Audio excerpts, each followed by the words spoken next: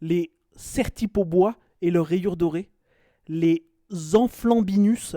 J'adore les noms imprononçables. Oui. Sasuke, le petit déjeuner est prêt. J'adore la prophétie du ninjutsu. Est-ce que ça marche? Moi, j'avais l'impression que ça marche. Coucou, bonjour, bienvenue. C'est donc le premier épisode de MS Script. Pour celles et ceux qui ne connaissent pas le concept de l'émission, j'ai demandé à vous, les viewers, d'écrire un texte sur un thème imposé, qui était là les romans jeunesse, scène d'introduction d'un roman jeunesse pour être précis, et j'ai demandé à une IA de générer un texte. Et maintenant, ça va être le moment Père Castor, le moment où on va se raconter des histoires, sans que je vous dise qui a écrit quoi, puisque c'est aussi l'avantage, si vous êtes apprenti auteur ou autrice, vous pouvez venir pour écrire votre petit texte. OMG, et il y a un resub en plus de Anna, merci beaucoup. C'est extrêmement sympathique. Et vous savez que vous êtes tellement généreux souvent qu'il n'y a plus aucun truc de train de la hype niveau 1 à donner. Ah bah voilà. Puisque maintenant, du coup, on est au niveau 2. Merci. Merci Hellblazer pour les 100 bits. C'est extrêmement sympathique. Faut que je m'absente plus souvent. Ça devient rentable de m'absenter, j'ai l'impression. Je plaisante bien évidemment. Bon bref, je finis mon petit pitch. J'ai donc fait générer, sur le thème de scène d'introduction d'un roman jeunesse, un texte par une IA. Et vous avez participé, et moi aussi, j'ai écrit un texte. Et donc, nous arrivons à 7 histoires. 7 scènes d'introduction de romans jeunesse, parmi lesquelles il y a une histoire créée par une intelligence artificielle. Donc vous pouvez soit simplement être chill, prendre un petit plaid, un petit chocolat chaud, écouter les histoires et en profiter, parce que c'est rigolo parfois juste de profiter des histoires. Ou alors vous pouvez essayer d'enquêter en fonction de la syntaxe, en fonction du style, en fonction des références, en fonction du ton du texte, où elle y a parmi les textes écrits par la MSphère. Je trouve sympa la déco et ce E géant, j'aime. Et bien ce E géant, c'est Tout qui me l'a offert. Tout au tableau qui passe régulièrement dans le chat, que vous connaissez, c'est un personnage récurrent de ce live, mais c'est aussi un ami, et il m'a offert ce E. Et j'avais dit quand je l'avais reçu, parce que ça date de mon anniversaire qui est en août, hein, j'avais dit quand je l'avais reçu qu'il fallait que je le décore pour faire un accent dessus, et je ne l'ai toujours pas fait. donc j'ai un peu de retard, mais vous inquiétez pas, ça arrive. T'inquiète, je suis pas si mad. Ah mince, t'es extrêmement mad. Parce que j'ai pas mis ton accent. J'ai pas mis mon accent sur ton E. Mais c'est mon E puisque tu me l'as offert. Si tu mets un accent sur ton mur, ça passe. Ouais, mais ma caution, elle passe aussi, je pense. Du coup, je vais peut-être pas faire ça. Après, j'adorerais, hein. J'adorerais être proprio et dire que je m'en fous et faire des peintures murales de partout sur mes murs. Malheureusement, ça va pas être possible. Ok, bon. Est-ce qu'on est parti ? Est-ce que je vous lis la première histoire ? Nous allons commencer par la toute première histoire, sur 7, puisqu'il y a une totalité de 7 histoires, et il s'agit de l'Odyssée des rêves.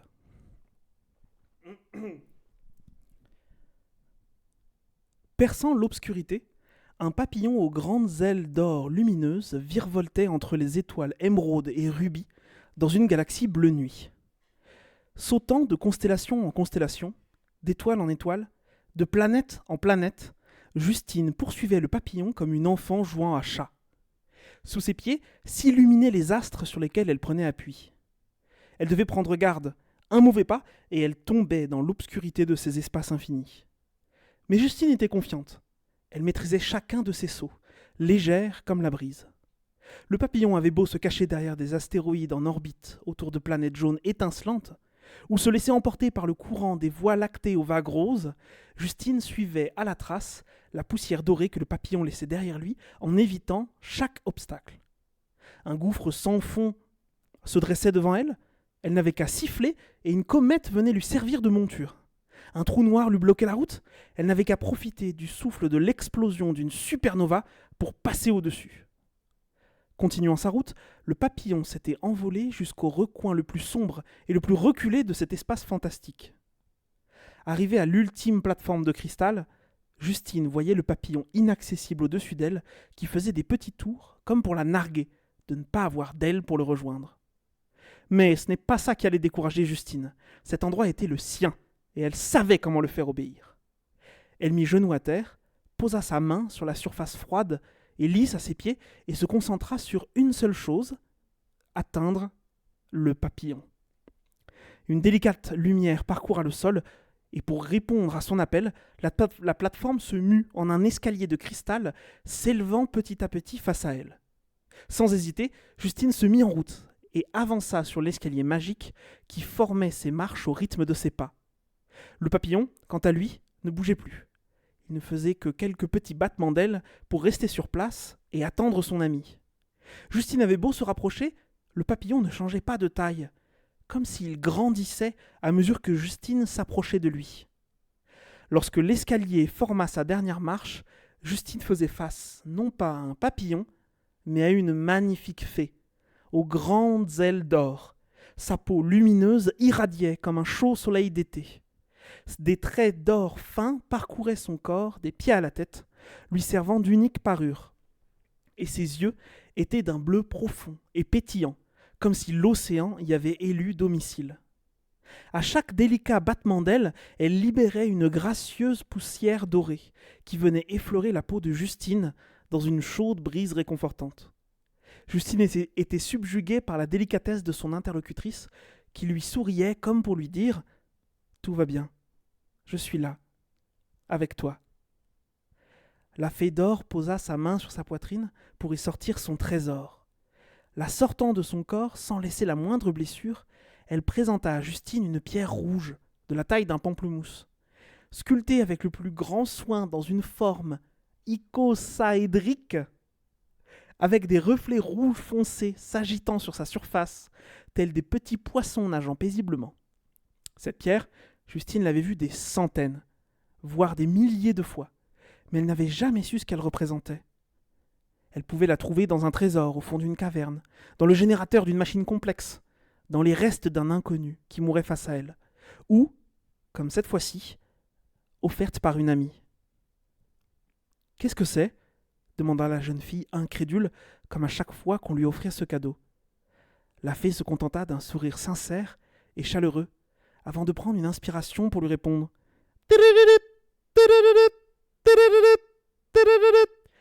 Justine ouvrit brutalement les yeux dans son lit, avant de les refermer aussitôt en s'enfonçant au fond de sa couette dans un grognement d'ours. Elle attrapa son téléphone pour le balancer à l'autre bout de la chambre et le faire taire une bonne fois pour toutes. Celui-ci fit un vol plané dans la pièce avant d'atterrir dans la figure de son énorme peluche de panda et glisser délicatement sur le sol, sain et sauf. Un lancer d'une précision chirurgicale maîtrisé au prix de nombreux allers-retours en service après-vente. Libérée de son réveil, Justine pouvait à présent profiter de ce moment paisible et se reblottir dans les bras de Morphée. Dans ce doux moment où les minutes sont des heures et les matelas des nuages. Pourquoi se faire autant de mal chaque matin ? Qu'est-ce qu'il y a de si important à faire qui ne peut pas attendre 5 petites minutes pour profiter du moelleux de son oreiller ? Juste 5 minutes. Juste pour ne pas se lever du mauvais pied. 5 minutes. « Juju ! J'ai entendu ton réveil, dépêche-toi de te lever !» Après avoir expulsé un soupir d'exaspération, Justine répondit à sa mère avec un broliglio de mots marmonnés dans sa couette qui devait ressembler à peu près à « Ah non, ton frère vient de se lever. Si tu veux la salle de bain, c'est maintenant ou jamais. » Justine prit une demi-seconde pour bien peser le pour et le contre et se lever maintenant pour ne pas ressembler à un cadavre déterré ou avoir le droit au bonheur encore 5 minutes. Contre toute attente, elle leva sa tête du lit, non sans souffler rageusement sur sa mèche de cheveux qui lui traversait le visage et la remettre en place. Elle enfila ses chaussons grenouilles qui l'attendaient au pied du lit, récupéra ses AirPods qui avaient fini de charger, récupéra son carnet à dessin du jour, le bleu, car on est mercredi, et traversa son parquet recouvert, tel un chemin de forêt d'automne, de feuilles de papier froissées pour partir en direction de la salle de bain. Sans même avoir à se regarder dans la glace, Justine appliqua sa routine pour s'apprêter à sa journée. Un fond de teint pour unir la peau, un peu de blush pour ramener de la couleur, un délicat trait d'eyeliner pour affiner son visage, carmin, car on est en février, un coup de crayon dans les yeux pour souligner son regard, accompagné d'un simple coup de mascara, et enfin, un peu de rouge à lèvres assorti à ses traits de liner. Simple, efficace, ce maquillage quotidien était ce qui la satisfaisait le mieux avec la contrainte de « je veux rester le plus longtemps possible au lit ». Si le monde ne se formalisait pas pour 15 minutes de retard, elle pourrait faire chaque jour des choses plus travaillées, plus originales, plus colorées. Mais comme ses professeurs l'avaient prévenue qu'au prochain retard, elle allait en conseil de discipline, elle devait se contenter du minimum. Dans la cuisine, l'attendait un bol de thé, 2 tartines de confiture de fruits rouges et 2 petites gélules bleues. Son nouveau remède quotidien pour l'aider à se concentrer. Justine était en effet incapable de faire une tâche à la fois. Elle avait constamment besoin de faire plusieurs choses en même temps. En l'occurrence, elle était parfaitement capable de manger ses tartines, boire son thé, écouter sa musique et dessiner sur son carnet à dessin. Certes, elle faisait tomber la moitié de son thé sur la table, la confiture coulait sur son carnet, les AirPods l'empêchaient d'entendre sa mère se plaindre et ses croquis ressemblaient à des gribouillés inachevés. Mais elle ne savait pas faire autrement. Depuis le CP, sa mère lui avait fait le tour des spécialistes pour savoir comment soigner son comportement instable, comme elle disait. Tout y était passé. Médecin, psychologue, lithothérapeute, naturopathe, magnétiseur et même un acupuncteur avec tous les diagnostics possibles et imaginables. Enfant hyperactif, trouble du comportement, autisme léger, neuroatypie, voire au potentiel intellectuel. À chaque fois, Justine accompagnait sa mère chez ses hurluberlus en traînant la patte pour entendre ce qu'elle avait déjà entendu 1000 fois. Qu'elle était spéciale, pleine d'imagination, très intelligente, mais qui devait s'ouvrir au monde pour s'épanouir, alors qu'elle ne voulait qu'une seule chose, que le monde lui foute la paix.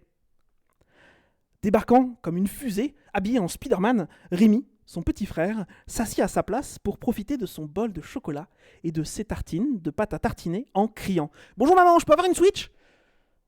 Pour la 15e fois. « Non, mange tes tartines maintenant !» Sans râler, Rémi retourna à son petit déjeuner en souriant d'un air malicieux à sa grande sœur, qui lui répondit avec un clin d'œil complice. Cela faisait déjà 2 semaines que Rémi demandait, chaque matin, à sa mère s'il pouvait avoir une Switch.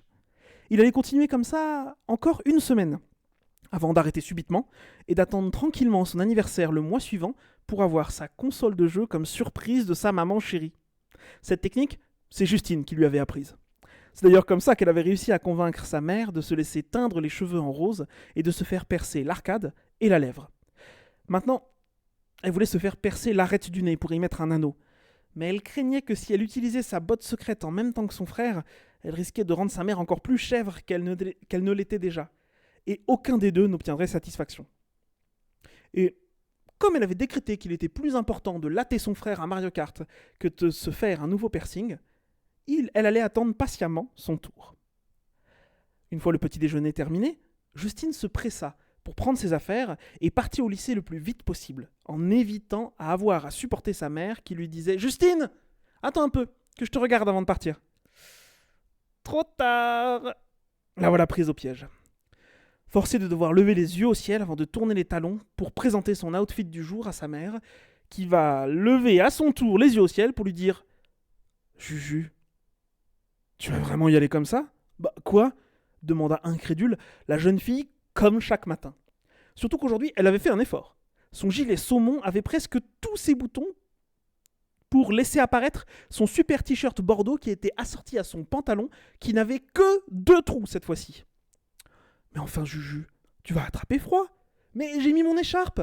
répondit-elle en montrant une écharpe en laine multicolore et bariolée qu'elle avait enroulée autour de son cou. Faisant mine de n'avoir rien entendu, sa mère attrapa un épais manteau vert kaki qu'elle tendit à sa fille en disant « Mets au moins ton manteau, il fait froid dehors. »« Mais maman !» Le regard de sa mère commençait à fulminer, et Justine comprit qu'elle allait encore devoir passer 5 minutes à devoir débattre de ce que c'est qu'une tenue correcte pour sortir l'hiver. Mais c'est alors que, pour la sauver, un cri retentit dans la maison. « Maman, je trouve plus ma trousse !» Soupirant, sa mère envoya le manteau de Justine qui le rattrapa en plein vol et lui dit « Tu mets ça et pas de discussion !» Avant de partir à la rescousse de son fils. Justine prit 2 minutes pour inspecter l'énorme amas de textiles moches qu'elle avait entre ses mains. Justine détestait ce manteau que sa mère lui avait acheté. Il était gros, terne, avec une texture de plastique insupportable au toucher. Comme tout ce que sa mère achetait d'ailleurs. Gros, moche et terne. De toute façon, qu'est-ce que ça pouvait lui faire? Si elle avait froid, elle aurait froid, ce serait pas son problème. Bonsoir à tous. Tant pis. Si elle l'aime tant que ça, ce manteau horrible, elle a qu'à le mettre elle pour aller au travail, et puis c'est marre. Jetant cette horreur dans l'entrée, Justine prit la porte et partit pour le lycée. Oh mon Dieu! Juste à la fin de l'histoire, il y a un raid qui arrive. Merci beaucoup Frog pour le raid et d'avoir ramené plein de monde, c'est extrêmement sympathique. C'est une IA. J'aime trop, c'est très poétique, grave mignon. Très bonne histoire. Je suis tout à fait d'accord, mais il faut que je dise rien, faut pas que j'ai d'avis, parce que bien évidemment, je sais où est l'IA dans le tas, je sais les textes et tout. Aucun respect pour la daronne. La pauvre daronne de Justine, qui est dans la sauce. D'ailleurs, vous verrez qu'il y aura des thèmes récurrents. Dans les différents thèmes des romans jeunesse, il y en a beaucoup qui reviennent. Et que vous allez voir que on aurait pu au préalable faire un bingo, parce que franchement, il y a très souvent des thèmes qui reviennent. Trigger warning, les darons font prendre cher. Alors, souvent, oui. Souvent, il y a aussi une absence parentale de quelque part. Voilà. Je me suis rendu compte qu'il y a beaucoup de points similaires dans beaucoup des textes. Ça marche bien. Le thème introduction de roman jeunesse a très vite été très bien compris. J'ai toujours peur, pendant que je suis en train de lire l'histoire, de lire trop vite. Du coup, j'espère que c'est relativement agréable. Non, c'est très agréable. Tu devrais narrer mon monologue intérieur. Soon, c'est comme quand tu peux acheter... c'était à l'époque. C'était mon père qui avait un GPS TomTom. Je sais pas si vous voyez cette marque de GPS. Et il pouvait acheter des packs de langues. Et tu pouvais avoir Dark Vador qui fait le truc des GPS. Et ben, dans le futur, tu pourras avoir la voix de quelqu'un qui narre ton monologue intérieur plutôt que d'avoir ta voix perso, tu vois. Et du coup, il faudrait enregistrer tout plein de trucs pour acheter le pack Maître Yoda qui narre ton monologue intérieur. Tom le S. Purée, mon daron avait ça aussi, il mettait la voix de Zidane, c'était un enfer. Moi, c'était... Il y avait... C'est mon frère, et je crois qu'il avait le pape en voix de GPS. Et la blague, c'était que déjà, ça résonnait à balle, et qu'en plus, il mettait super longtemps à donner les directions. Et donc, du coup, ça faisait genre effet de voix d'église. Il disait, dans 400 mètres, tournez à droite. Sauf que du coup, c'était extrêmement long. Donc, il l'a pas gardé très longtemps parce qu'il loupait des sorties à cause de ça. Ok, allez, c'est parti. On va pouvoir faire la deuxième histoire. Histoire numéro 2. La prophétie du ninjutsu.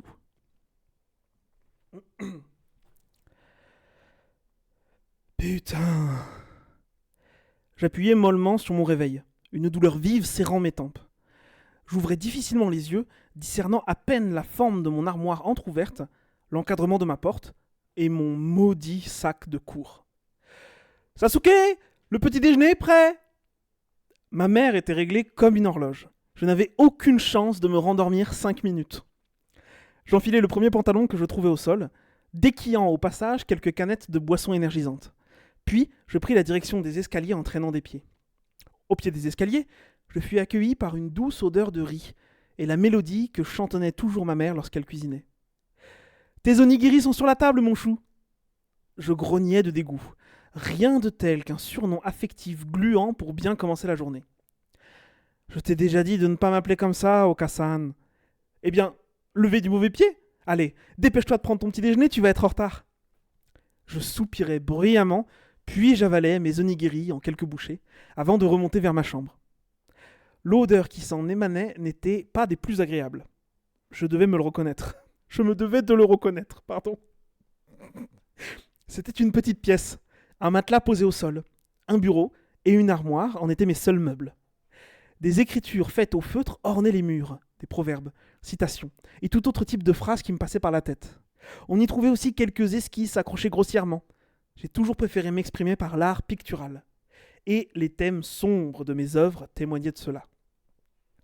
Mes vêtements froissés jonchaient le sol, en compagnie des canettes de Monster et des emballages de chips. Je jetai un rapide coup d'œil au pantalon que je portais. Un cargo noir. Pas un mauvais choix pour quelqu'un d'endormi. J'attrapais un pull à capuche noire et un t-shirt de groupe. Puis, je me dirigeais vers la salle de bain adjacente à ma chambre. Là, le miroir m'offrit une vision cauchemardesque. Mes cheveux noirs corbeaux étaient gras et plats, et le reste de mes onigiri était encore collé sur mon visage boursouflé par la fatigue. Avec un frisson de dégoût, je nettoyais mon visage et remplaçais le sébum de mes cheveux par du bon vieux gel fixation forte.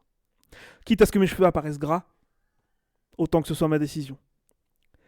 J'ébouriffai ensuite ma chevelure mi-longue afin de lui donner un aspect rebelle et subversif.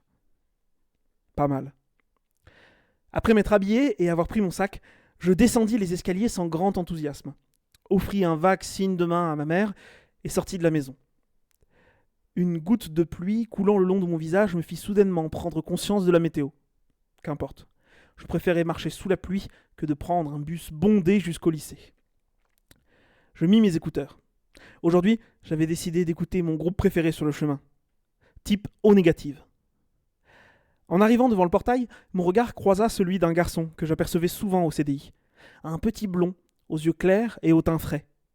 Celui-ci me fit un grand sourire et un signe de la main. Mon cœur se mit à battre la chamade sans mon accord. Je répondis à son signe de main en regardant le sol, puis me hâtai vers le gymnase pour le premier cours de la journée, EPS. Arrivé là-bas, je constatais avec dédain la présence du reste de ma classe. Rien de tel qu'un groupe d'adolescents pour vous ruiner une journée.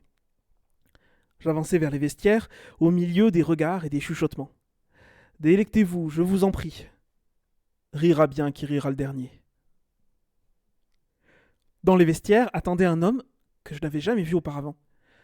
Adossé contre un mur, un masque en tissu noir recouvrait la partie inférieure de son visage. « Ah, enfin, te voilà. » L'homme ne pouvait s'adresser qu'à moi, les vestiaires étaient entièrement déserts. « Pardon, on se connaît ?» je rétorquai avec virulence. « Pas encore. L'heure viendra bientôt. En attendant, prends ça, ça te sera utile. » Sur ces mots, il jeta un objet brillant dans ma direction. Je l'attrapai au vol avec difficulté avant de sentir une vive douleur sur la paume de ma main. « Mais t'es malade ? C'est ton kiff de lancer des couteaux sur des lycéens ? » « Couteau ?» Il laissa échapper un ricanement. « Tu as encore du chemin à faire. » Je portai à nouveau mon regard sur l'objet. Il s'agissait bien d'une lame, mais ce n'était pas un couteau. C'était un kunai. Je m'apprêtais à répondre, mais lorsque je levai mon regard, l'homme avait complètement disparu. Aucune trace, ni de lui, ni dans les vestiaires, ni dans le gymnase. Aucune trace de lui, ni dans les vestiaires, ni dans le gymnase. C'est bien ma veine, pensai-je. Au milieu de la paume de ma main se trouvait une profonde lacération. La douleur palpitait jusqu'au bout de mes doigts. Je lavai la plaie dans les lavabos des vestiaires avant de l'envelopper dans un morceau déchiré de mon t-shirt. En plus de m'agresser dans l'enceinte même de mon lycée, cet enfoiré m'avait fait massacrer mon t-shirt favori. J'allais avoir du mal à justifier ça à ma mère. Je peine à voir en quoi un authentique kunai me serait utile, ni de quel chemin l'homme parlait. Mais je sentais en moi une flamme de curiosité. C'était complètement fou, mais j'avais le sentiment que rien ne s'était produit par hasard. Je mis le kunai dans mon sac et sortis des vestiaires, la tête remplie de questions. Le cours se déroula sans accroc. Cependant, impossible pour moi de me concentrer sur autre chose. Lors de la pause déjeuner, dans la queue de la cantine, je remarquai encore le garçon blond.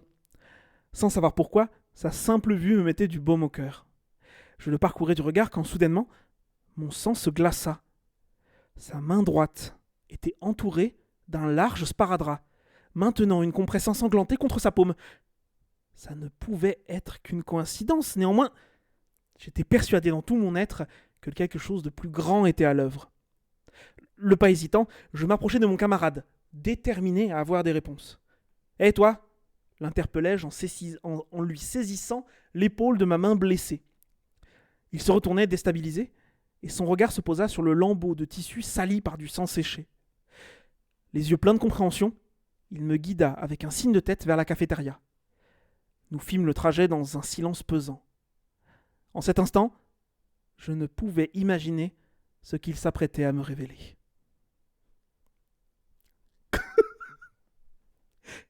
Et c'est la fin de l'histoire numéro 2.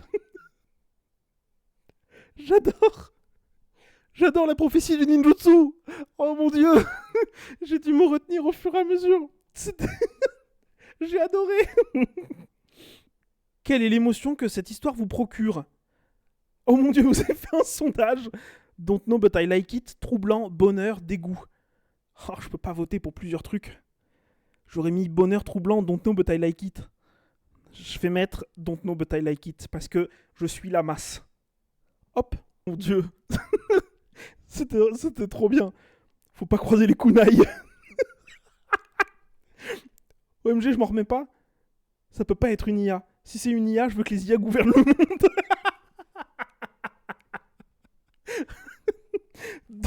Donnez à l'IA qui a écrit ce texte les pleins pouvoirs, s'il vous plaît.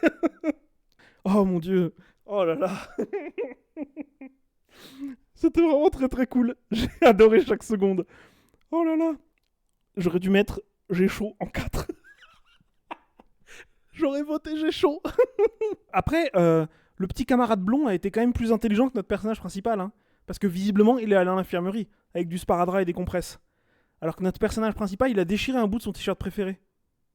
Après, il était dans les vestiaires de PS, donc peut-être qu'il avait pas d'autres solutions, quoi. Mais c'est Dark Sasuke. Il est antisocial. Jamais il va voir l'infirmière. Oh mon Dieu, t'as raison. C'est vrai. C'est vrai. Il aurait pu aller voir le prof, mais c'était pas assez dark, c'est vrai. Les vrais badass ne demandent pas d'aide. On enchaîne sur la troisième histoire. Vous êtes chaud? Histoire numéro 3. Alors, est-ce que là, on va être dans du serious business ou dans de la parodie? Oh. Histoire numéro 3. Alarion, le gardien des runes oubliées. Le vent soufflait à travers les branches épaisses de la forêt d'émeraude, portant avec lui une mélodie mystique qui dansait entre les feuilles. Les arbres anciens semblaient murmurer des secrets oubliés depuis des siècles, et le sol, tapissé de mousse, étouffait les pas d'une silhouette encapuchonnée qui progressait lentement. Le crépuscule enveloppait la forêt dans un manteau de teintes violettes et dorées, créant une atmosphère irréelle. Les éclats de lumière de soleil mourant se frayaient un chemin à travers le feuillage dense, dessinant des motifs enchantés sur le sol. L'intrus, vêtu d'une cape sombre, semblait fondre dans l'ombre comme une partie intégrante de la forêt. Au cœur de la clairière, un autel ancien se dressait, entouré de runes gravées dans la pierre. Des lueurs faibles émanaient de cristaux enchâssés dans les colonnes de pierre, créant une aura mystique. Sur l'autel reposait un grimoire ancien, couvert de poussière et orné de symboles magiques. La personne encapuchonnée s'avança lentement, faisant glisser la capuche pour révéler des yeux perçants et des cheveux d'ébène. Les yeux fixés sur le grimoire, l'intrus prononça des paroles dans une langue ancienne, une incantation qui semblait éveiller la forêt elle-même. Le vent s'intensifia, faisant danser les feuilles autour de l'autel. Des ombres étranges se matérialisèrent, se mouvant en harmonie avec l'incantation, comme des esprits ancestraux répondant à l'appel de la magie. Soudain, une lueur éblouissante émanant du grimoire, illuminant la clairière d'une lueur surnaturelle. Une porte dimensionnelle semblait s'ouvrir, révélant un passage vers un autre monde. Les yeux de l'enchanteur brillèrent d'une lueur intense, alors qu'il levait la main pour franchir le seuil magique. C'est à ce moment précis que le calme de la forêt fut brisé par un grondement lointain. Des cris éthérés résonnèrent, provenant des profondeurs de la forêt. L'enchanteur retira sa main de la porte dimensionnelle, son regard s'assombrissant. Les ombres s'épaissirent et la forêt sembla retenir son souffle. Quelque chose approchait. quelque chose qui n'était pas censé être ici. Les yeux de l'enchanteur se plissèrent, révélant une inquiétude palpable.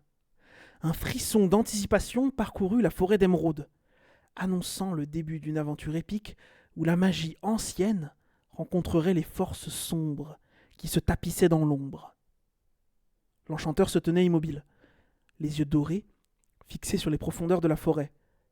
Une brume sombre commença à se former, s'élevant du sol comme une ombre vivante. À travers les troncs d'arbres centenaires, des silhouettes indistinctes se dessinèrent, approchant lentement, mais sûrement.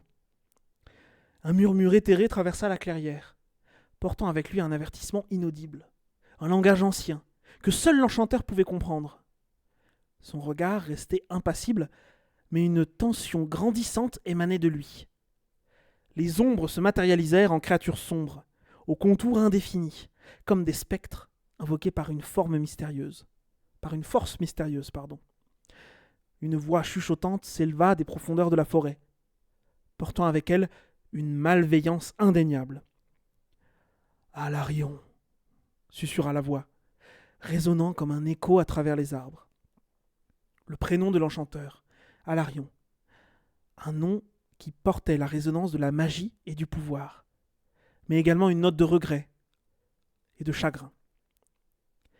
Alarion resserra sa prise sur la capuche de sa cape, sentant le poids du passé sur ses épaules. Les murmures se firent plus forts, comme une complainte venue d'une époque oubliée. La clairière était maintenant baignée dans une atmosphère chargée de mystère et d'anticipation. Les créatures des ténèbres s'approchèrent encore. Leurs yeux luisaient d'une lueur maléfique. Les mots, chuchotés dans la brume, se firent plus distincts, formant un avertissement sévère. Alarion, gardien des portails oubliés, les ombres du passé te poursuivent. Un mal ancestral se lève, et tu es lié à son destin. Les portes que tu ouvres peuvent conduire à la ruine ou à la rédemption. Choisis avec sagesse, car les ténèbres te réclament. Alarion ressentit un frisson parcourir son échine. Les mystères du grimoire ancien, la porte dimensionnelle et maintenant ses avertissements inquiétants, tout convergeait vers une destinée plus grande que lui. La forêt d'émeraude semblait se réveiller, révélant des secrets enfouis depuis des siècles. Les créatures des ténèbres s'arrêtèrent à la lisière de la forêt, observant Alarion avec des yeux avides. La voix chuchotante s'estompa, laissant place à un silence tendu. Alarion se tint debout, une détermination brûlant dans son regard doré.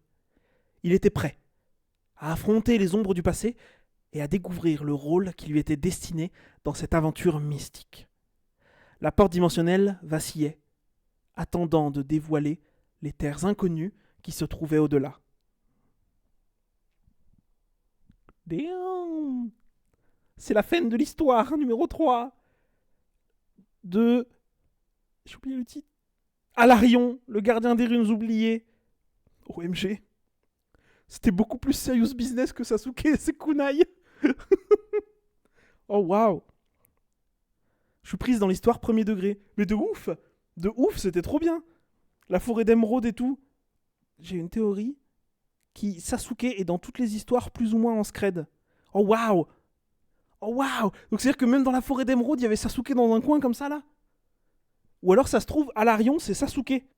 Vous êtes trop forts les auteurs et autrices. Je suis tout à fait d'accord. Moi, quand j'ai parcouru les textes avant de tous les mettre dans un document pour pouvoir les lire, j'étais très, très impressionné. Et très, très agréablement surpris.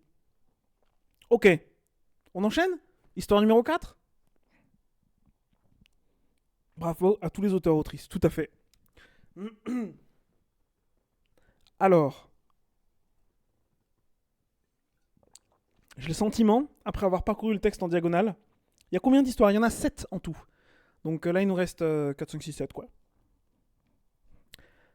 J'ai le sentiment, en ayant parcouru ce texte en diagonale, que il va falloir que je fasse très attention à mon articulation pour celui-là. On est parti ? Histoire numéro 4 ? Pardon. À la recherche d'Ellipsa Claudia. Je marchais dans une forêt bleue nuit, sur un fin chemin dérobé que l'on distinguait à peine tant il était recouvert de verdure. La forêt était dense, et je ne pouvais entrevoir le jour que par de rares rayons de lumière qui venaient se glisser entre les arbres. Toute la végétation était démesurément grande, si bien que je me sentais comme un insecte englouti dans un monde de géants. Mais pourtant, je n'étais absolument pas effrayé. Je connaissais cet endroit, car j'y avais grandi. Tout pour moi était familier, ce qui ne m'empêchait pas d'en admirer la beauté chaque jour.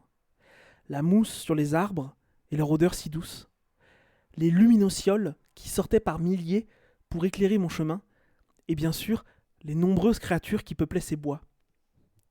Les certipobois et leurs rayures dorées, les amphlambius que l'on voyait s'amuser dans les arbres, les majestueux triscadois et leurs taches violettes, et bien sûr les bulles bizarres.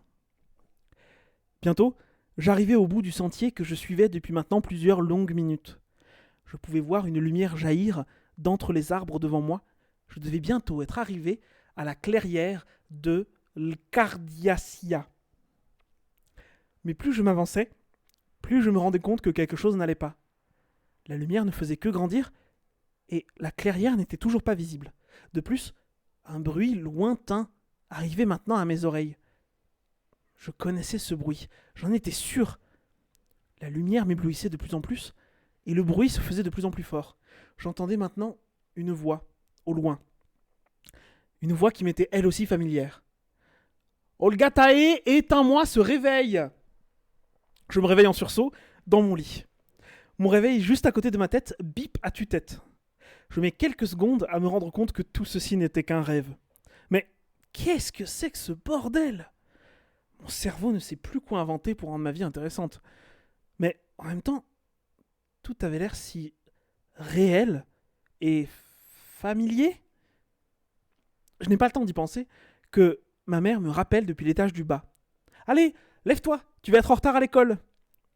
Je reprends mes esprits et attrape mon réveil pour l'éteindre. Il affichait 7h30. Mince alors, je dois être au lycée dans 30 minutes et je suis encore en pyjama dans mon lit. Je saute de mon lit et ouvre mes rideaux pour laisser passer la lumière de cette matinée de printemps. J'ouvre vite ma garde-robe et attrape des vêtements au hasard. De toute façon, mon apparence ne m'a jamais posé problème. Contrairement à l'entièreté des filles de mon âge. Je me suis toujours senti à part et en décalage par rapport à mon entourage. Peut-être parce que je n'ai jamais connu mon père. J'enfile donc une chemise blanche, que j'accompagne par une cravate jaune, nonchalamment desserrée autour de mon cou. Je mets ensuite mon jean fétiche et enfile ma paire de Converse jaunes. Elle soit assortie à ma cravate, mais je ne m'en rends compte qu'après. Malgré le fait que je ne fasse jamais attention aux affaires que je porte, mes amis me disent toujours que j'ai un style et un sens de la mode incroyable. Cela restera toujours un mystère pour moi. Je me regarde dans le miroir de ma chambre. Ma peau est parfaitement lisse et dépourvue de toute imperfection.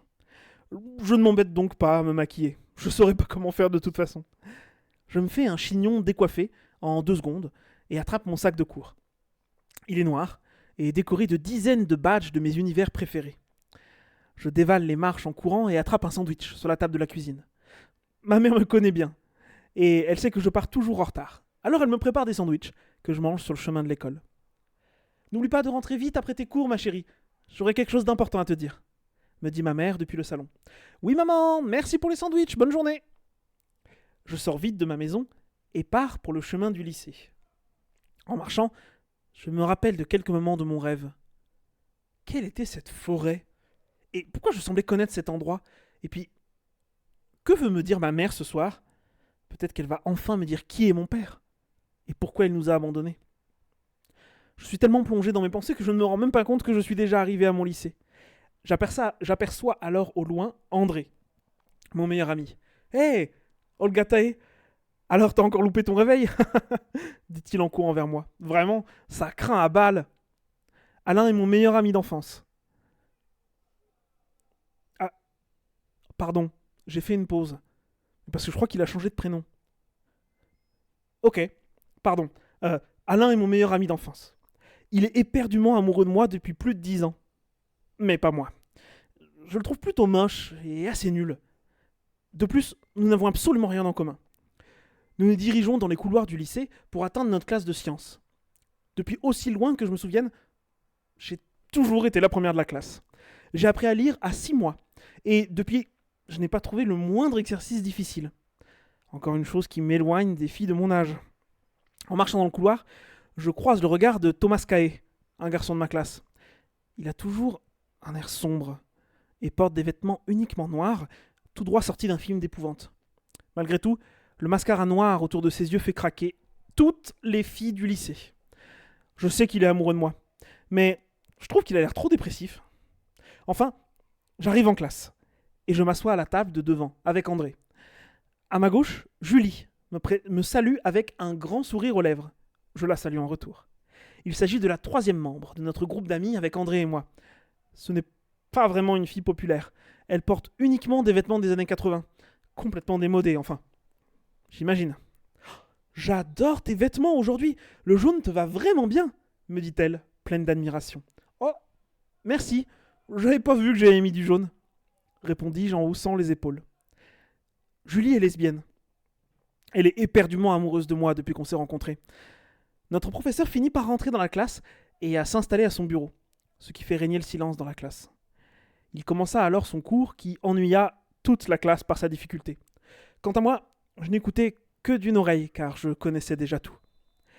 Plus les minutes avançaient, plus la classe s'impatientait. Certains s'étaient déjà endormis, pendant que les racailles du fond de la classe faisaient de plus en plus de bruit. Je sentais déjà la colère monter en moi. Il n'y a rien de plus agaçant que d'interrompre un professeur à mes yeux. Je m'efforce de me calmer. Mais ces imbéciles continuent à discuter entre eux et à faire des blagues sur le cours. Notre professeur n'osait vraiment rien dire, car c'était une victime. Au bout de plusieurs minutes, j'en peux plus, et je me retourne pour leur jeter un de mes meilleurs regards noirs. Mais à ce moment-là, et sous les yeux ébahis de toute la classe, l'étagère en bois qui se trouvait derrière les agitateurs se mit à prendre feu spontanément. Un feu puissant, violet et bleu. Il était magnifique. Tout le monde se mit à hurler et à sauter de leur chaise, pendant que moi, je restais figé, choqué par ce que je voyais. C'était moi qui avais fait ça. J'en étais sûr.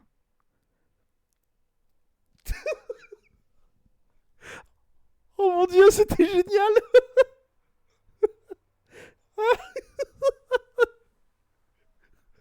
Oh waouh. Donc vous constaterez que décidément la scène de début, que c'est pas la vraie scène et qu'en fait il y a un réveil pour aller au lycée. c'est genre dans le bingo, ça prend au moins 4 cases à lui tout seul quoi. Le père absent, on a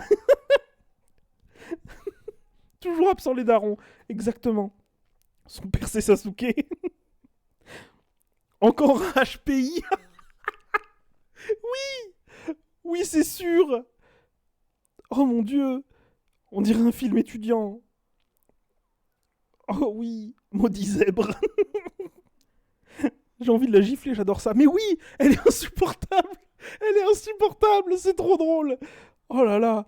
Ouh, c'était vraiment très très dur d'essayer de lire cette histoire premier degré. Parce qu'en plus, c'est écrit à la première personne. Du coup, les trucs que le personnage dit d'un ton d'évidence, fallait que j'essaie de les lire d'un ton d'évidence. Du coup, c'était vraiment très très dur. Et elle est lesbienne. Elle est éperdument amoureuse de moi. Le professeur rentrait dans la classe. C'était vraiment très rigolo. J'ai beaucoup aimé. C'était, j'ai déjà oublié le titre, à la recherche d'Ellipsa Clordia. On constate aussi que l'auteur ou l'autrice de ce texte a pris un malin plaisir à essayer de me faire lire des, des noms d'animaux imprononçables et à mettre un Bulbizarre au milieu.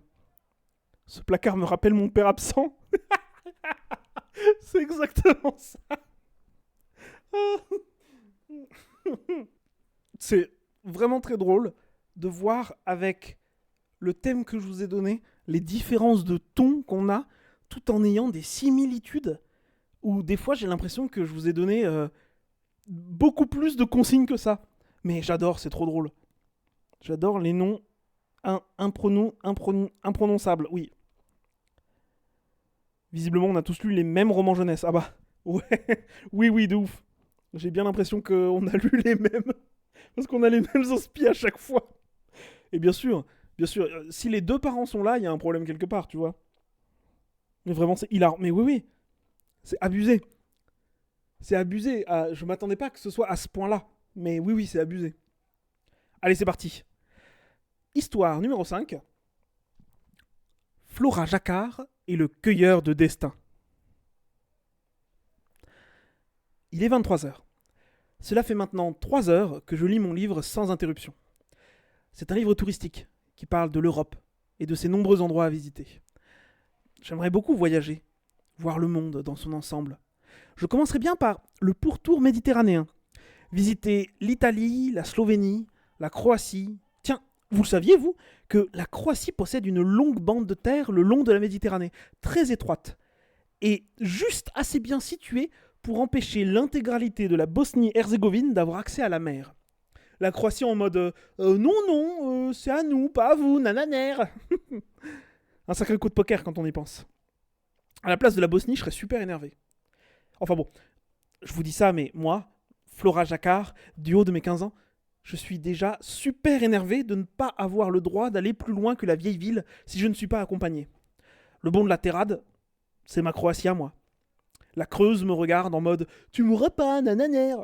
Et pour être honnête, au-delà du pont, c'est sympa, mais on en a vite fait le tour. Aubusson, c'est pas une ville très intéressante. De mon point de vue. On vous a pas menti. La Creuse, c'est d'un ennui. C'est bien pour ça que je me plonge dans les livres. C'est mon seul échappatoire. Quand je ne rêve pas d'autres destinations, j'adore les bons thrillers. Coben, Brown, Clark, même King des fois. Et puis aussi, mais ça, ne le répétez pas à mes parents, ils en sont pas friands. L'héroïque fantasy. J'aimerais beaucoup que la magie existe. Le monde serait tellement meilleur. Eragon, le livre des étoiles, Harry Potter. Tout ça, ça me fait rêver. L'autre jour, j'ai vu une chouette. J'étais persuadé qu'elle venait me donner mon admission à Poudlard. Mais non. J'étais déçu, mais bon. La chouette était très belle. Et j'ai pu la prendre en photo. Donc j'étais contente, ça fait un beau souvenir. Flora, c'est l'heure de dormir maintenant. On éteint tout et à demain, crie ma mère par l'escalier. Oui maman, je vais me brosser les dents et j'éteins, lui répondis-je. Je pose mon livre et sors aussitôt de la chambre pour me diriger vers la salle de bain. Je croise ma mère dans les escaliers. Dites donc, jeune fille, il aurait fallu faire ça plus tôt. Encore perdue dans tes livres ? Elle a un sourire amusé. Oui, pardon, j'avais pas vu l'heure. Ça passe pour cette fois. Mais c'est pas parce que c'est bientôt les vacances d'été qu'il faut se relâcher, hein. Oui, maman. En bas des escaliers, je prends la première porte à droite et me trouve dans la salle de bain. Je prends ma brosse à dents et commence à me brosser les dents. Un regard dans le miroir. Je me trouve assez pâle. Vivement l'été, on doit aller à Biarritz pour quelques jours. C'est pas l'Italie, mais c'est déjà ça. Puis je pourrais bronzer un peu. Me prélasser au soleil, à l'abri des regards dans le creux des dunes, en sirotant une limonade fraîche, et pourquoi pas lire un bon livre. Peut-être me baigner, si l'eau est bonne. Mais je suis du type frileuse. En dessous de 26 degrés, c'est non. Et l'océan, à 26 degrés, c'est assez peu courant. Enfin, on sait jamais. Nous sommes le 4 juin et il fait déjà très chaud. Mon père dit que c'est à cause du réchauffement climatique. Il a loué un énorme SUV pour partir à Biarritz. Alors il a bon dos le réchauffement. Je finis mon brossage de dents et je commence à remonter les escaliers. Tout d'un coup, j'entends un bruit sourd dans mon dos. Je me retourne, mais rien. Quelque chose me frôle rapidement les jambes. Effrayé, je laisse échapper un léger cri et me retourne une fois de plus, pour me retrouver nez à nez avec le chat, qui me regarde d'un air réprobateur. Sire Moustache, tu m'as fait peur. D'où est-ce que tu arrives comme ça ?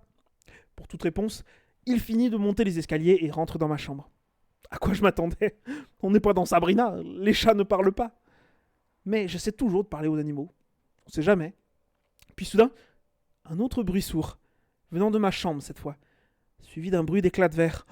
Sire Moustache, qu'est-ce que t'as encore fait ? Je rentre précipitamment dans ma chambre pour voir ce que ce bêta de chat avait pu bien casser. En arrivant, je vois des morceaux de verre au sol.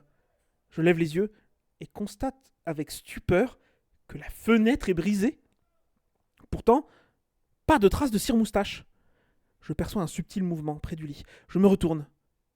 Un homme est là, debout, et me regarde fixement. Prise de panique, j'ouvre la bouche pour pousser un cri. Avant qu'un son ne sorte de ma bouche, l'homme prononce un mot.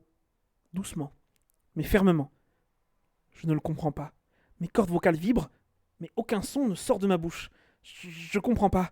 Je crie de plus belle. Toujours rien. Flora, dit l'homme, je t'ai cherché depuis des années. Je viens récolter mon dû. Je ne connaissais pas cet homme. Que me veut-il? Je ne suis qu'une ado. Je n'ai aucune possession, à part quelques livres, de très maigres économies et un smartphone très bas de gamme. Récolter son dû? Je comprends pas. L'homme, enveloppé dans son grand manteau noir, s'avance vers moi, en murmurant des mots que je ne comprends pas.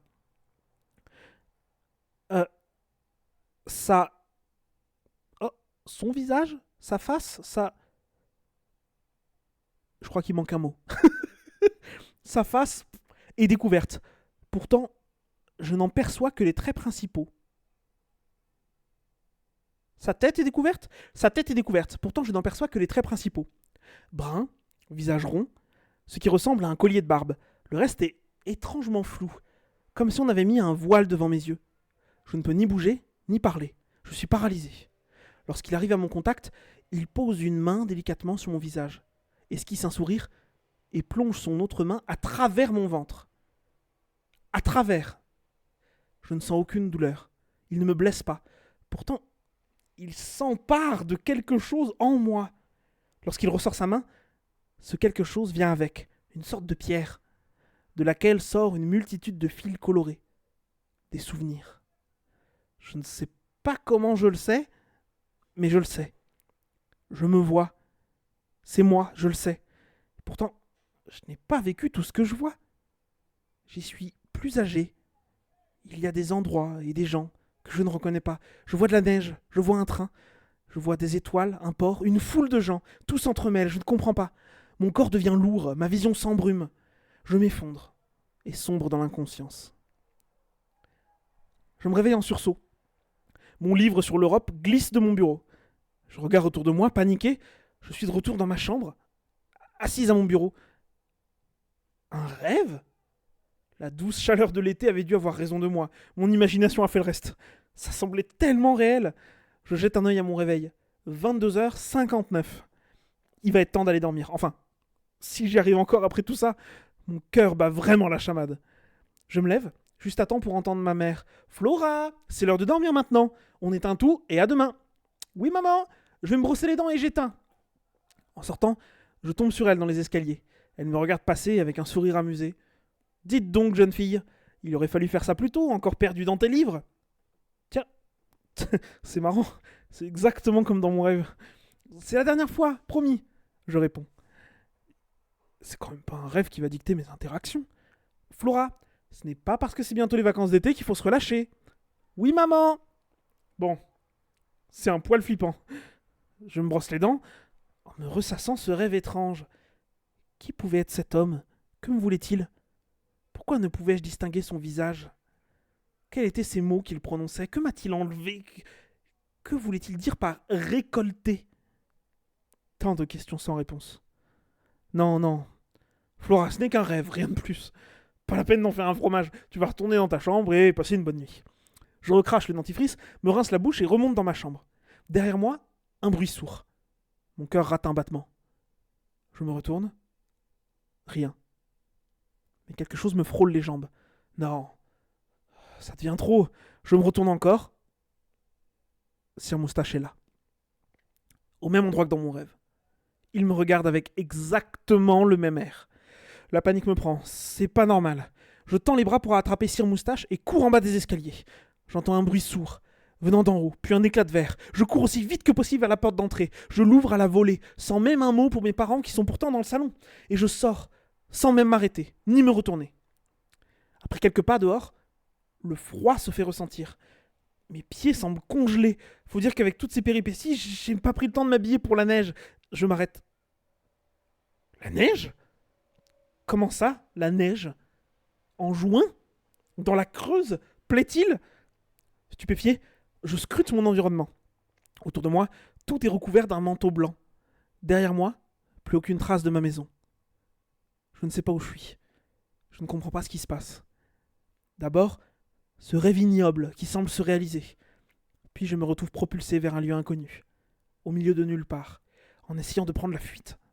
C'est trop pour moi. Mes genoux lâchent. Je pousse un cri de désespoir et de peur. Et c'est bien entendu ce moment que Sir Moustache choisit pour se libérer de mon emprise et partir sans un bruit dans la neige. Oh non! Flora! Oh non! Oh non! Et toute seule dans la neige, Flora, et il fait froid, et le chat il est parti, non! Et oui, il y a eu en effet, encore un réveil avec un truc rêve pas rêve, mais là c'était au moment du coucher, pas au moment du réveil, et il fallait aller se coucher, il fallait pas aller au lycée. Alors là, du coup, ça marche. Bill Murray? Pourquoi Bill Murray? Quoi? En juin? En juin? Mais souffle de vapeur, t'es en train de te foutre de ma gueule là. Un jour sans fin. Oui, et en fait, Flora, elle refait les rêves, mais avec des saisons différentes à chaque fois. Et elle fait toutes les saisons de la même journée, avec un homme bizarre qui vient récupérer son dû. Moi, jamais. Ouais. Ouais. Parce que tu dis quoi, toi? En juin? C'est ça? Ok, bah des autres, c'est. Oh, waouh. Putain, mais tout le monde est choqué pour Sir Moustache. Tout le monde est choqué pour Sir Moustache et Flora qui est pieds nus dans la neige avec sa maison qui a disparu. Personne n'en a rien à branler. Le chat, il va très bien, il est juste parti. Et vous, vous êtes là. Oh non, le chat, le chat. Flora, c'est une ado, pieds nus dans la neige à un endroit qu'elle connaît pas. Vous vous en battez les couilles. Mais s'il a froid. Mais il a une fourrure. On est d'accord que tu as écrit, que tu as aussi écrit, toi. Oui, tout à fait. Moi aussi, il y a un texte parmi les 7 histoires. Il y en a un que j'ai écrit moi, oui. Rien à foutre, on touche pas à Sir Moustache. Combien, combien il en reste? Il en reste 2. Il nous reste le destin d'Elowen et les particules de Grobs. Même les titres, ils se ressemblent. C'est génial, j'adore. Sir Moustache est plus important. Pourquoi ça s'appelle Flora Jacquard et le cueilleur de destin? Autrice de ce texte. Pourquoi tu appelais ça Flora Jacquard et le cueilleur de destin? On en a rien à branler de Flora Jacquard et du cueilleur de destin. T'aurais dû appeler ton truc Sir Moustache, voilà. Et puis on suit Sir Moustache pendant toute l'histoire. Oh là là. C'est vrai, MS, pourquoi t'as appelé ton texte Sir Moustache dans la neige? en fait, celui d'après, c'est Sir Moustache dans la neige. C'est juste que quelqu'un m'a envoyé Flora Jacquard et le cueilleur de destin. Moi, j'ai kiffé Sir Moustache et du coup, j'ai écrit l'histoire de Sir Moustache. On lit la suivante? Vous êtes chaud? On est parti? Ou vous voulez encore faire des commentaires sur à quel point on en a rien à branler de Flora Jacquard? Let's go l'OAV de Sir Moustache. La fanfic de Sir Moustache. Mais qu'avons-nous créé? Qu'avons-nous créé? Allez. Histoire numéro 6. Le destin d'Elowen. Tenant braise ardente, l'épée de légende dans une main, et écaille dragon, le bouclier indestructible dans l'autre, Elowen puisa dans ses réserves de magie pour se propulser en avant sur une trentaine de mètres, en direction du seigneur du mal maléfique. Habité par la vengeance de son meilleur ami perdu au combat, la puissance de la magie de Fonge-Pied le mage sylvestre, et un courage indéfectible, le jeune chevalier porta au seigneur du mal maléfique un coup d'épée dévastateur. Entaillé en diagonale, de l'épaule à la hanche, le seigneur du mal maléfique tomba à genoux et se mit tout de suite à incanter un sortilège de soin pour interrompre le saignement et la douleur de la plaie béante que l'attaque d'Elowen avait infligée. À peine réceptionné de son sceau surnaturel, Elowen plongea sa main dans son sac pour en sortir le réceptacle de siphonnage magique. « Il est trop tard pour votre magie, seigneur du mal. Mon maître, Fonge-Pied le mage sylvestre, m'a délivré l'atout ultime pour vous vaincre. » Mobilisant toutes ses forces, Elowen lança le réceptacle vers le seigneur du mal des ténèbres maléfiques de la méchanceté pas gentille pour inhiber ses pouvoirs. Fongepied lui avait bien précisé qu'une blessure physique était nécessaire pour créer la brèche indispensable au fonctionnement de leur plan. C'était ici et maintenant que tout se jouait. Ces quelques secondes de vulnérabilité. L'apogée de tant de planification, d'entraînement et de sacrifice. Les yeux écarquillés de surprise, voyant sa défaite arriver, le seigneur du mal maléfique poussa un cri rauque et terrifiant. Ce sort allait certainement lui coûter une quantité d'énergie magique qui lui serait fatale, mais dans sa chute, il aurait au moins l'honneur d'emporter son assaillant.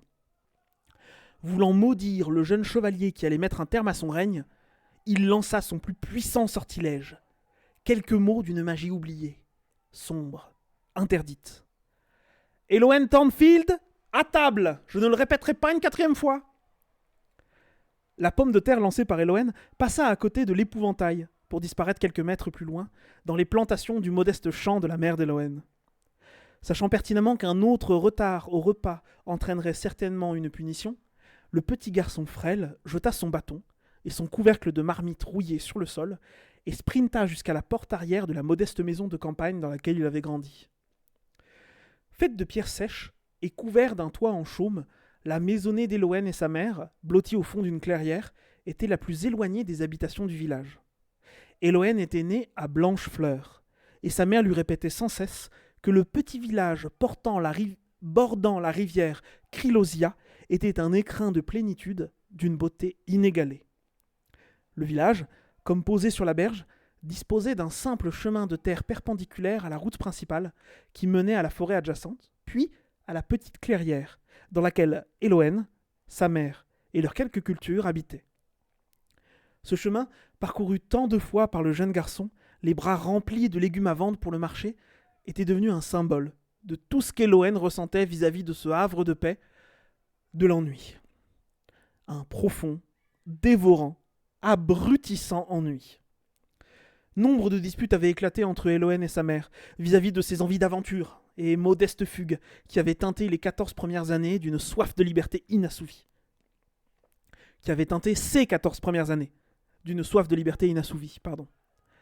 Une modeste soupe de légumes encore fumante attendait le jeune garçon sur la table. Une fois assis, Elohen croisa le regard de sa mère qui faisait une moue désapprobatrice vis-à-vis de son retard. En regardant son assiette, tout en mélangeant timidement sa soupe, Elohen tenta, d'un ton hésitant. « Maman, tu sais que c'est bientôt mon anniversaire, hein ?»« Bien sûr, petit sucre, je n'ai pas oublié. » répondit sa mère avec une voix d'une infinie douceur. Elohen avait une aversion absolue pour ce surnom, mais, considérant la suite de son discours, il choisit de ne pas relever.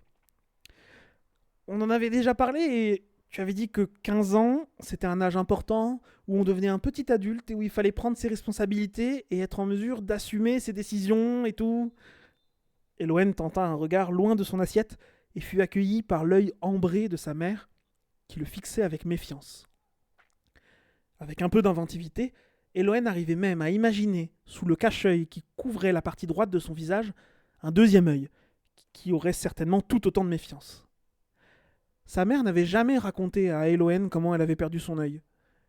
Comme beaucoup de choses de son passé, les détails concernant cette blessure, dont on ne pouvait discerner que les bords d'une balafre, étaient restés mystérieux. Sa mère appelait ça « le temps d'avant », un temps dont il ne fallait visiblement jamais parler. Où est-ce que tu veux en venir, petit sucre ? Eh bien, j'ai bien compris qu'il était hors de question de partir d'ici. Tu me l'as beaucoup répété. Mais j'aimerais bien en apprendre plus sur le monde, sur tes voyages, et aussi peut-être, si t'es d'accord et que ça te dérange pas, sur mon père. Un long soupir sonore, qui semblait venir du plus profond de son être, sortit de la bouche de la mère d'Elohen. Son expression aurait été impossible à déchiffrer pour le commun des mortels. Mais son fils la connaissait par cœur, et il décela en elle un mélange tumultueux d'amour, de culpabilité, de peur et de résignation. Tu as raison, Elohen. Tu commences à devenir un grand garçon, et j'ai trop longtemps fui cette discussion. Bon, par contre, j'avais déjà prévu quelque chose pour ton anniversaire, alors je te raconterai tout ça pour tes 16 ans. Quoi ? Un rire cristallin occupa la maison, entrecoupé des protestations de son fils qui criait à l'injustice. Elle le rassura, lui promettant qu'il s'agissait là d'une plaisanterie, avant de rassembler son courage et ses mots pour commencer le long récit, qui apporterait à Elohen toutes les réponses à ses questions concernant son isolation dans cette campagne reculée. Elohen se tut. Il était plus sage et attentif que jamais, laissant à sa mère tout le temps nécessaire pour trouver ses mots. Cette dernière jeta un regard par la fenêtre, les rayons dorés du soleil couchant venant illuminer son visage d'une lueur orangée. À peine eut-elle l'occasion d'ouvrir la bouche qu'elle écarquilla son œil d'une surprise et d'une terreur qu'Elohen n'avait jamais vue. « C'est impossible » murmura-t-elle en se redressant vers la fenêtre. Elle se tourna vers Elohen et se jeta sur lui, balayant la table d'un revers de la main. Lui ordonna de la suivre en agrippant son bras. Sa mère sortit de la maison par la porte de derrière en direction de la trappe cachée, dans le champ de pommes de terre. Qu'Elohen veuille la suivre ou non n'était pas vraiment important. Sa mère déployait une force surhumaine, le soulevant d'une main. Elohen ne touchait même pas le sol. Comprenant le sérieux de la situation, Elohen exécutait les ordres que lui disait sa mère dans la seconde où ils étaient prononcés. « Ouvre la trappe. Très bien. Tu vas descendre au fond de la cave, Elohen. Écoute-moi bien, mon fils. Ils sont là pour toi. Tu dois absolument rester caché. Il y a une malle au fond de la cave. Tu vas te mettre dedans et fermer le couvercle. La malle est enchantée, tu seras indétectable. Quoi qu'il se passe, quoi que tu entendes, tu ne sors pas de la malle tant que tu n'as pas eu plusieurs heures de silence total. Tu m'as bien comprise ? Oui, maman. Elohen descendit dans la cave et enjamba le contour de la malle pour se mettre en boule à l'intérieur. Son cœur battait la chamade et il s'apprêtait à protester lorsqu'une explosion assourdissante lui vrilla les tympans et fit trembler ses côtes. Des gros morceaux de terre, gros comme le poing, tombèrent du plafond, et Elohen chercha la présence de sa mère dans l'ouverture de la cave. Elle n'était déjà plus là. Paniqué, à moitié sourd et plein de terre, Elohen prit une grande inspiration pour hurler des appels à l'aide, mais fut interrompu par une vague de chaleur qui engloba tout son esprit. Cette douceur infinie lui permit de se détendre, et il s'immobilisa. Une voix retentit dans son esprit, la voix familière de sa mère, qui semblait être chargée d'émotion. « Tout va bien, Elohen. Je suis là, je suis avec toi. Rentre dans la malle. Referme le couvercle. Je vais t'endormir maintenant, juste pour quelques heures, pour que je sois sûr que tu sois en sécurité. Tu es courageux, mon fils, et un grand destin t'attend. J'aurais aimé avoir encore tant d'années de tranquillité avec toi. Pardon. Pardon de ne pas tout avoir dévoilé. Endors-toi maintenant, et n'oublie jamais. Je t'aime, petit sucre. » Elohen fut pris d'une soudaine torpeur et se blottit au fond de la malle, refermant le couvercle. Une chape de plomb s'empara de son esprit, et c'est accompagné des mots d'amour de sa mère qu'Elohen ferma les yeux pour s'endormir. Oh waouh! Il y en a qui sont tellement plus serious business que d'autres. Oh non! Je regarde le chat. Le premier message que je vois, c'est « Tu es un Sasuke Harry ». Où était Sasuke dans cette histoire? Oh là là. Je peux avoir un scooter. La daronne, c'est un pirate. Bah écoute, visiblement, toujours les darons. Exactement, Dice, merci. Il manque toujours des darons quelque part. Je chiale. F in the chat. Elle ne l'appellera plus jamais petit sucre. Oh non, oh non. Arrête, c'est trop triste. Maman va mourir. Mais arrêtez. L'origine story de Farah. Oh waouh. Mais vous allez vraiment adorer le thème de MS Script dans 2 semaines. Hein. Vous allez vraiment adorer. La fameuse conversation d'adultes.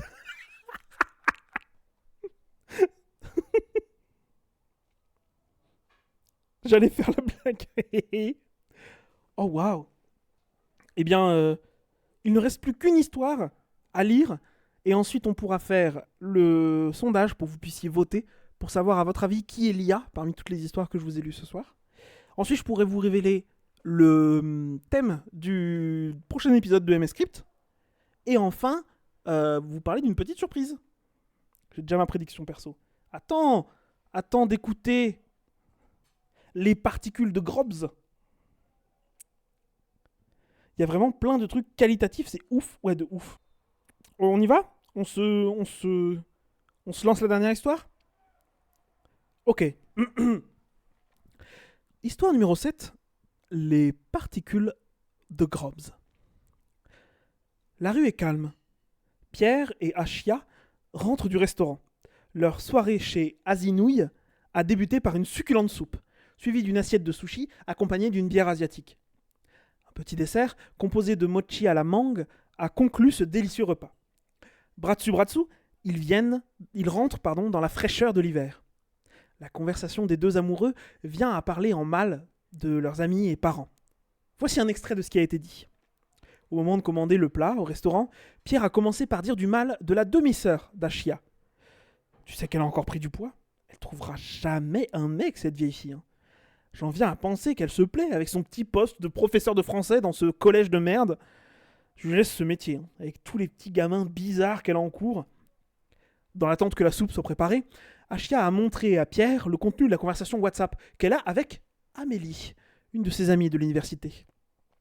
Amélie m'a encore bassiné avec ses histoires. Elle est revenue sur la maladie de son père. J'ai toujours pas compris ce qu'il a, je m'en fous, mais ça va lui prendre vraiment beaucoup de temps, car elle n'arrive pas à avoir la foi de prendre un nouvel emploi. Quelle conne, elle devrait penser à elle. Les soupes arrivent. Pierre remet sur la table le sujet d'Arthur, son neveu. C'était l'anniversaire d'Arthur aujourd'hui. Je lui ai souhaité un bon anniversaire, et j'ai précisé qu'il devrait vraiment moins jouer aux jeux vidéo. Il m'exaspère, ce petit con. Mais franchement, en 4e, il devrait avoir une petite amie au collège. Il devrait être un tombeur avec sa gueule d'ange. Mais non, il joue avec ce Thibaut à ce jeu en ligne. Faut vraiment qu'il trempe le biscuit. Une fois que la soupe a été bue, le sujet a tourné autour du clochard, à l'angle du boulevard. J'ai l'impression qu'il puait davantage que d'habitude. Je crois que vous avez compris quelles étaient les teneurs de ces discussions. Jusqu'au moment de payer la note. Lui porte un jean bleu délavé et un pull beige. Les bottines qui protègent ses pieds du froid. Sa veste était vraiment chaude, de couleur bleu marine. Elle met en valeur ses yeux et sa coupe quasi militaire. Elle porte une robe noire avec des collants. Un pull rouge ne la fait pas passer inaperçue. Elle a des cheveux longs et noirs. Ses yeux sont presque noirs aussi. Elle porte les bottes que le froid impose à cette période. C'est donc en riant, après avoir dit du mal d'une douzaine de personnes, que Pierre et Achia rentrent en riant du mal qui a été dit. C'est entre deux éclats de rire qu'un portail dimensionnel s'ouvre. Le portail est à la fois au-dessus de la chaussée et en dessous. À environ 50 mètres, il a un contour orangé. Pierre et Achia sont interloqués et regardent de loin cette étrangeté. Il est difficile de voir ce qu'il y a de l'autre côté. Une fois que les deux regardent le portail fixement, le contour orangé devient blanc et s'avance vite vers eux, absorbant la voirie qui traverse le portail. Ils s'avancent jusqu'à eux et font basculer Pierre et Achia de l'autre côté, avec un morceau de chaussée aussi large que le portail. Ils se retrouvent dans une sorte de marché dans un désert. Une masse bouge et s'avance vers eux. Quelqu'un s'approche. La masse est très grande, un être de 7 mètres de haut, à la peau violette, dépourvu de nez, et équipé d'une sorte de paire de lunettes reposant sur de grandes oreilles. Une grande main à 4 doigts leur tend de la nourriture en disant « La traversée s'est bien passée, et vous devez avoir faim ou soif maintenant. Tenez, voici quelques biscuits. » Achia demande alors à ce géant « Où sommes-nous » Un peu sourd, il ouvre un immense tiroir duquel il tire un appareil vert qu'il place dans son oreille droite. Puis, il tire un appareil rouge qu'il met dans son oreille gauche. Une fois équipé, il demande à Achia « Pouvez-vous répéter la question? Je n'ai pas entendu ce que vous aviez dit. » Achia lui lance alors « Qu'est-ce qu'on fait là ?» Le géant rigole à gorge déployée. « Je suis habitué à cette question. Je vais y venir. Je suis Bobot. Je suis le passeur. C'est ici que viennent les visiteurs dans notre monde. Vous êtes dans mon atelier, que j'ai construit sur la zone de passage entre votre monde et le mien. » Ce à quoi Pierre ajoute « Mais c'est absurde. Comment on peut être dans ce taudis ? Vous êtes là car notre monde est composé d'une matière appelée Grobs, une particule identifiée il y a des centaines d'années par le professeur Grobs. Elle a tendance à réagir au mauvais esprit des gens dans tout l'univers. Pierre sort de ses gonds. « Bon, monsieur le monstre, vous arrêtez vos âneries. Tout ceci n'est qu'une vaste blague, et en plus, vous êtes mal fait. Regardez, il y a une sorte de papier mâché qui dépasse de votre costume ridicule. » Pierre s'approche de Bobot et tire une aspérité de sa peau. Bobot hurle. Il se met en colère et repousse Pierre, qui tombe par terre. « Mais ça va pas. C'est un bouton. Et ça me fait mal. Je vais devoir appeler le SNU. Achia s'approche de Pierre, vérifie l'étendue de sa blessure. Elle voit qu'il n'a rien. Achia demande alors: comment se fait-il que nous comprenions ce que vous dites? Et comment on vous comprend? Bobot répond: vous avez tant à apprendre.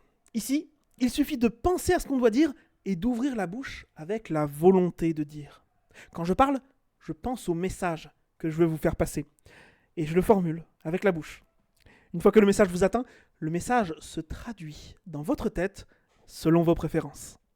Achia demande: qu'est-ce que le SNU? Bobot se lève, saisit une couverture, la donne à Achia qui la place sur Pierre. Le SNU est le service nuisible ultime, pour gérer les gens qui sont de nature mauvaise et qui ne pourront jamais changer. Si ce service vous attrape, il vous envoie dans un asile dont personne ne sort jamais. Un conseil: n'y allez pas. Faites tout pour devenir moins mauvais, moins méchant. Et lorsque vous y arriverez, vous serez de nouveau transféré chez vous par les particules de Grobs. Après un petit silence, Bobot ajoute: donc, vous venez de la Terre, si j'en juge par votre tenue et votre petite taille. Vous êtes tellement nombreux à venir de là-bas que... Bobot se déplace et prend une sorte de flyer. Quelqu'un a écrit ce qu'il faut faire pour que vous puissiez rentrer. Il s'approche de Pierre et d'Aïcha. Il leur tend le papier. Tenez, tout est écrit sur ce papier. Ce que vous pouvez faire pour rentrer chez vous, tout ce que vous avez le droit de faire ici, et tout ce qu'il est interdit de faire. Bobot leur demande de se reposer, car la journée de demain sera dure. Et voilà, c'était la 7e et dernière histoire, les particules de Grobs. Le syndicat national de l'urticaire, le SNU, ça a choqué tout le monde, le SNU. Non, c'était le service...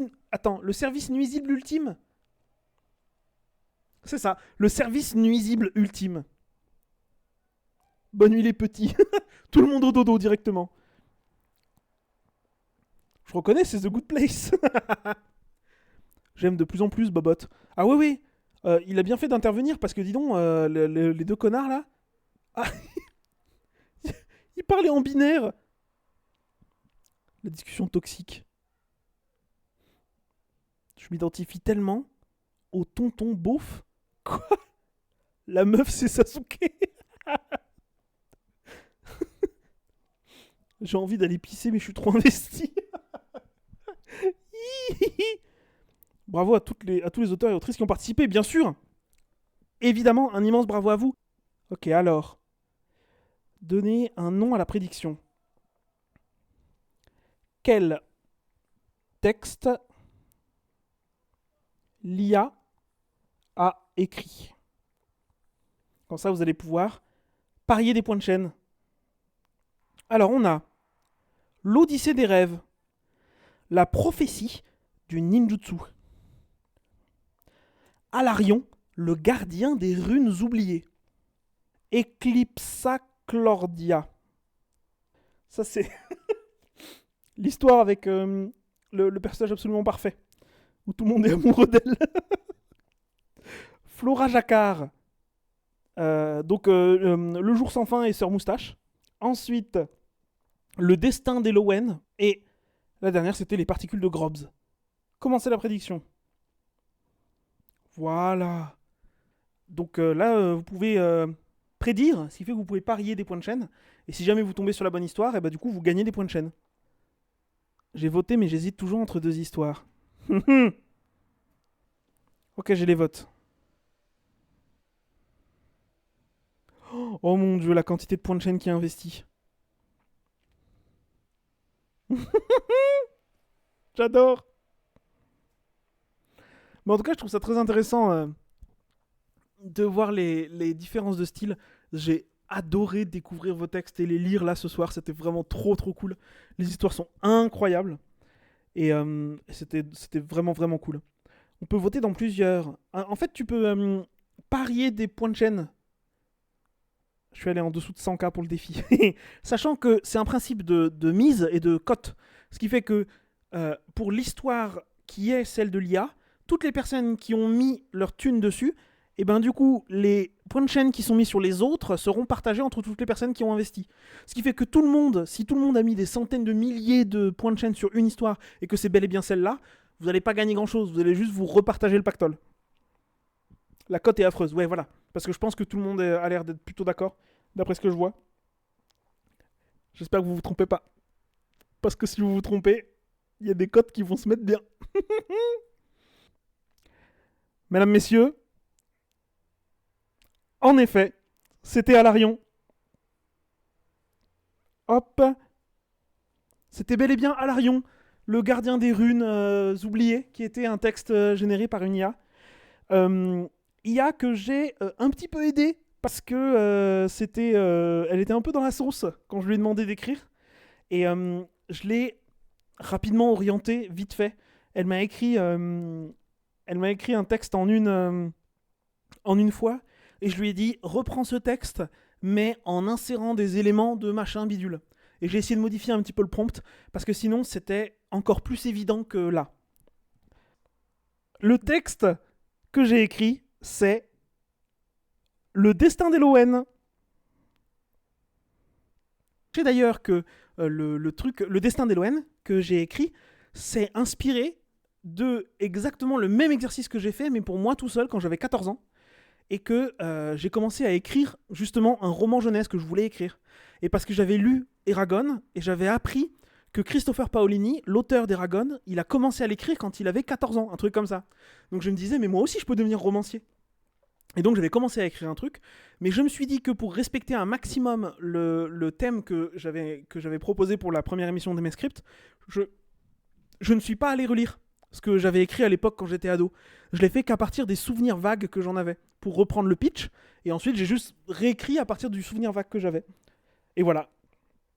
Alors, le thème du deuxième épisode, qui aura lieu dans 2 semaines. Donc laissez-moi prendre mon agenda, n'est-ce pas ? Nous en serons rendus au vendredi 9 février.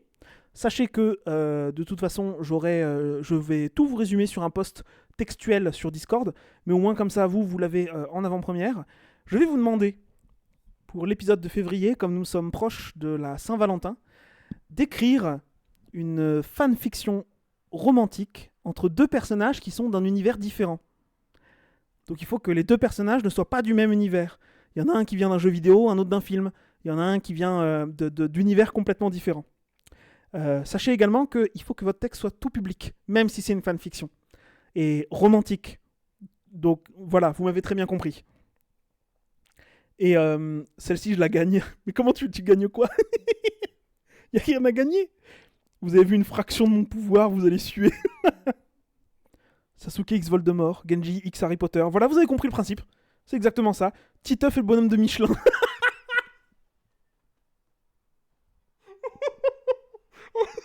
J'adore. Voilà. Donc, vous aurez un résumé sur le Discord. Vous avez le lien pour avoir l'info. N'hésitez pas si vous avez la moindre question. Le Discord est fait pour ça. Et dans le salon MS Script, vous pouvez poser des questions que vous avez vis-à-vis du format, de n'importe quoi, l'heure de rendu, etc. Les informations les plus importantes sont dans les posts épinglés de ce salon-là. Comme d'habitude, de toute façon, la participation est anonyme par défaut. Vous ne révélez votre identité que si vous en avez envie. Et je crois qu'on est bon pour MS Script. C'est la fin du premier épisode, me semble-t-il. J'espère que tout cela vous a plu.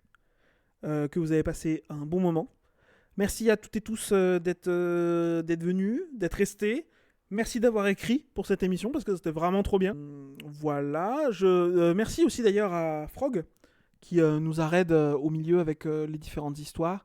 On a eu des follow, on a eu des dons de bits, on a eu des subs et ça c'est vraiment très très sympathique. Et on se retrouve plus tard. Aïe, j'ai renversé ma bouteille d'eau, du coup je vais vite éteindre le live. Des bisous, ciao. Fuck.